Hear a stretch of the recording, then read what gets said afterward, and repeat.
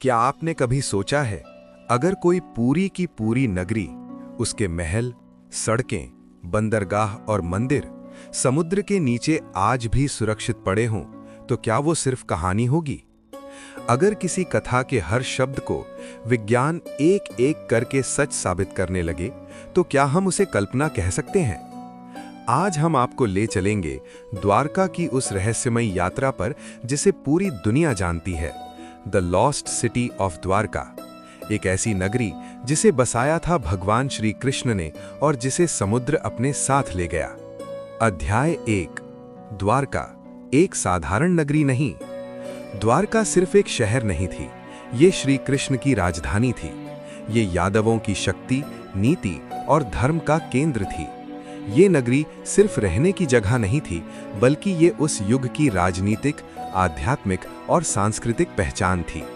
द्वारका का नाम लेते ही एक ऐसे नगर की कल्पना होती है जहां शक्ति के साथ संयम था और वैभव के साथ धर्म। अध्याय 2। द्वारका की स्थापना। महाभारत और भागवत पुराण के अनुसार जब मथुरा में कंस का आतंक बढ़ गया, जब निर्दोषों का जीवन असुरक्षित हो गया, तब श्री कृष्ण ने एक नई राजधानी बसाने का निर्णय लिया। उन्होंने उत्तर या पूर्व नहीं चुना, बल्कि पश्चिम की ओर समुद्र के किनारे भूमि को चुना। कथाओं में आता है कि समुद्र देव ने स्वयं श्री कृष्ण को भूमि प्रदान की। यहीं बसाई गई द्वारका नगरी। द्वारका, जिसका अर्थ है मोक्ष का द्वार। अध्याय 3। कैसी थी प्राचीन द्वारका? ग्रंथों में द्वारका का वर्णन आज के आधुनिक शहरों को भी छोटा साबित कर देता है।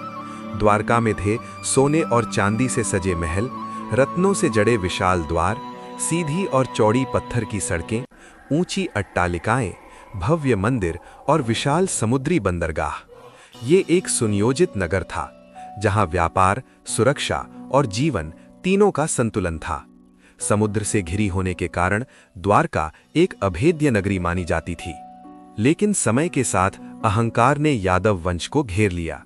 जब शक्ति बढ़ती है और विवेक कम हो जाता है, तब विनाश निश्चित हो जाता है। ऋषियों के श्राप से यादव आपस में ही युद्ध करने लगे। भाइयों ने भाइयों पर शस्त्र उठा लिए। एक महान वंश अपने ही हाथों नष्ट होने लगा। और फिर आया वो सबसे निर्णायक क्षण, जब श्री कृष्ण ने पृथ्वी से प्रस्थान किया। कहा जाता है, श्री कृष्ण के साथ ही एक युग का अंत हो गया। धर्म का संतुलन बदल गया और द्वारका की रक्षा करने वाली दिव्य शक्ति पृथ्वी से विदा हो गई। ग्रंथों के अनुसार श्री कृष्ण के जाते ही समुद्र ने धीरे धीरे द्वारका को डुबोना शुरू किया। पहले पानी सड़कों में आया, फिर महल डूबने लगे, फिर मंदिर, घंटियों की आवाज लहरों में खो गई। कुछ ही समय में पूरी नगरी समुद्र के नीचे समा गई और द्वारका सदियों तक एक रहस्य बन गई। विज्ञान ने सवाल उठाया। 20वीं सदी में वैज्ञानिकों ने एक बड़ा सवाल उठाया। क्या द्वारका सच में थी या ये सिर्फ एक पौराणिक कथा थी? 1980 से 90 के दशक में भारत सरकार के सहयोग से समुद्र में खोज अभियान शुरू हुआ। इसमें शामिल थे आर्कियोलॉजिकल सर्वे ऑफ इंडिया और national institute of oceanography, Goa. अरब सागर की गहराइयों में जो मिला, उसने पूरी दुनिया को चौंका दिया। वैज्ञानिकों को मिले पत्थर से बनी दीवारें, सड़क जैसी संरचनाएं, चौकोर प्लेटफॉर्म, प्राचीन बंदरगाह और पत्थर के लंगर। गहराई 20 से 40 मीटर। स्थान आज की द्वारका के पास।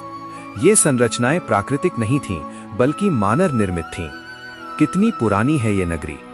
कार्बन डेटिंग से पता चला कुछ अवशेष 1500 ईसा पूर्व के हैं। कुछ संरचनाएं 5000 से 9000 वर्ष पुरानी बताई गईं।